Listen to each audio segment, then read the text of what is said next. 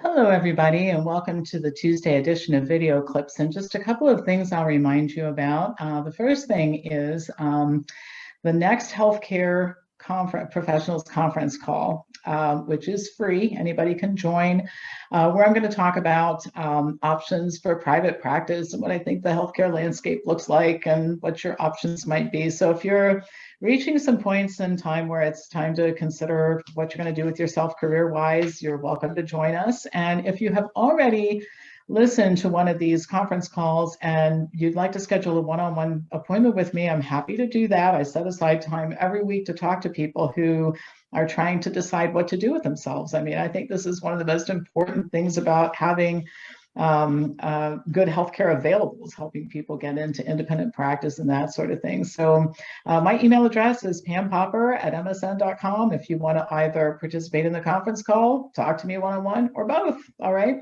And then remember, I'm teaching a boot camp on May 9th, Nutrition and Immune Function. I mean, the title says it all. It's a topic that's really interesting to people these days, and there are still some spots. I'm going to limit the size of it because I'm doing it through Zoom, and you can only have so many. So if you want to join us on the live session, then you probably want to sign up for that boot camp right away. And that's somewhat related to what I'm going to talk about today, the topic that I chose. It's called a nature prescription. And I was surprised to find an article on Medscape that concerned nature prescriptions. This is where a doctor actually gives formal instructions to people to spend time outside as a strategy for health improvement. It's a great idea. I mean, something other than drugs to treat disease, and recommending something non-toxic that has been actually scientifically proven to improve outcomes.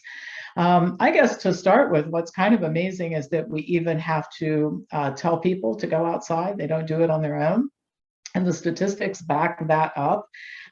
Research shows that the average American adult spends 90% of time indoors and an additional 6% in cars or vehicles, enclosed vehicles, which means there's only 4% left. And gosh, that's barely enough time to walk to the car or walk from the car to the office or the car to the shopping mall. So we really are nature deficit, I suppose. It's not a new problem, by the way. The article, I didn't know this, but you know, if you're aware of Central Park in New York, well, in the mid 1800s, people were pouring into New York City, and the city was getting more and more crowded, not a lot of green space. And the idea was to make living in New York City more attractive, like having a rural retreat. So a huge area was set aside to make Central Park. And in 1858, 500,000 trees, shrubs, and vines were planted in the area. And this was a major, people all agreed this was a major contributor to improved quality of life in New York City. Today, there are parks in every major city, but the reality is that most people aren't using them. And most people just don't go outside. And I'm astounded by the time July rolls around, how many people I see who are just as pale in July as they were in March, right? I'll come back to that in a minute. Well, the article featured an example of a nature prescription, which is more specific than just go outside. I think that the more specific you are about things, the more likely people are to do something about it. But in the article, a patient, a 17-year-old from Washington, D.C., had been in the ER several times complaining of headaches and chest pains, and the doctors had ruled out anything physically being wrong with her. So they concluded that her symptoms had to be stress-related. So a pediatrician, who also happened to be the founder of a program called Park RX America, I'll come back to that, I think this is really cool, told her she needed to be outside. And in the discussion, it turned out her father had a hammock in his backyard.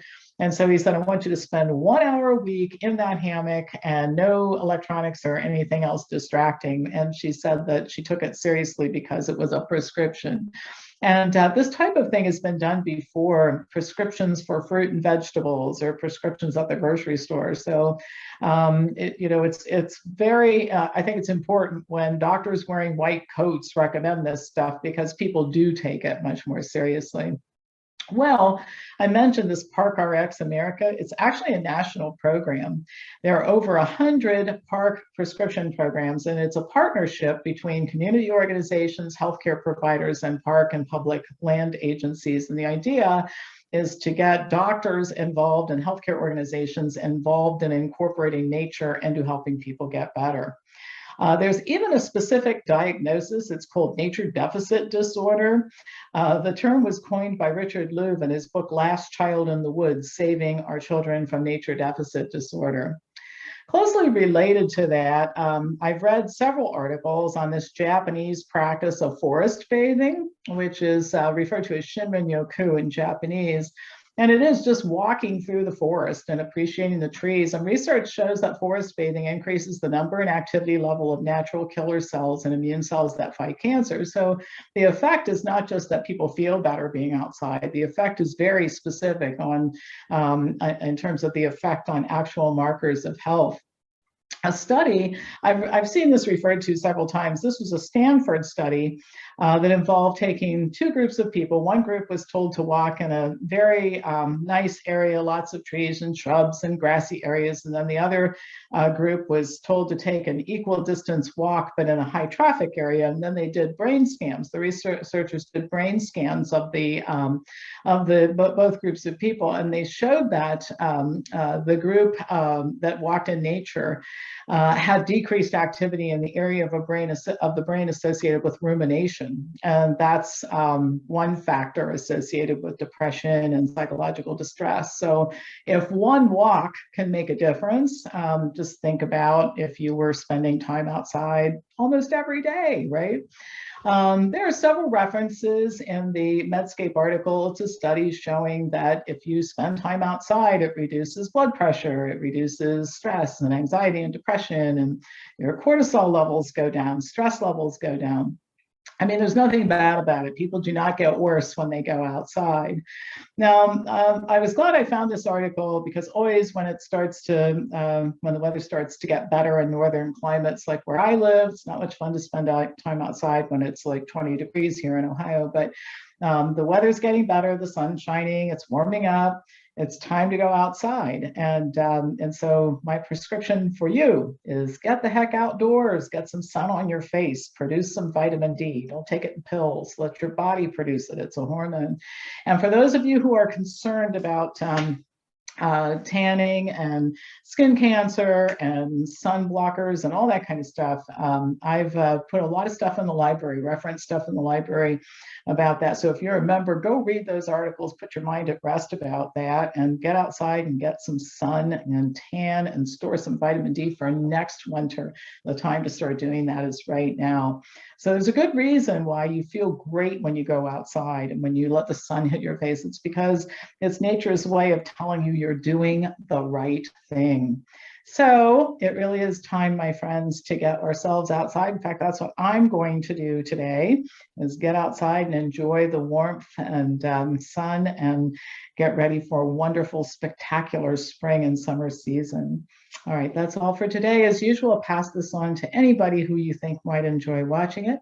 And I will be back to you tomorrow with more news.